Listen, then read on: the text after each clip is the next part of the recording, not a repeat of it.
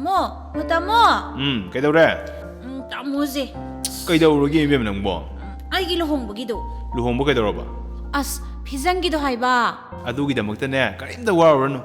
Isalgidamakta nabungnane matamsiga khwaidagi sunaraba phijang ama connect tawra thamabani ko. As, yaroiso. Mi aina pamba ama laiso.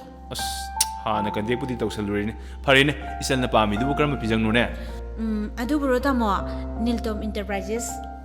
Adudi ibungna hana connect tawra leremine. Aya, asing bero tamo. Hey, asengmogini ne, moigidudi ne, mamalsu yamna hongi haine. Hoi tamo, fijangda nate, lohongba amada hekta changbu pochangsing, chair, table, sofa, carpet loina lai hai. Hey, luhongbata natin hey.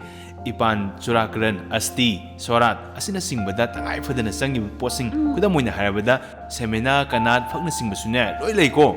Adudi tamo, moi de hekta oina contact tawrasi. Tawrase nate, tawrabani ne. Nate, nangbu moi contact number di yausara bro. Yaudi tamo. Se. Ay haragi ko, nang sep tuksulu ko. Hoi tamo.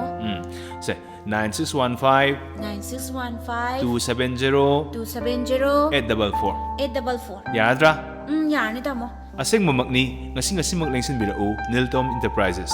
Adomgi luhongbugi fijangi. Amadi atopa deba karma na chingbada suchangba tangay fadana changba pochang singsu ahongba mamalda chanjari. Niltom Enterprises.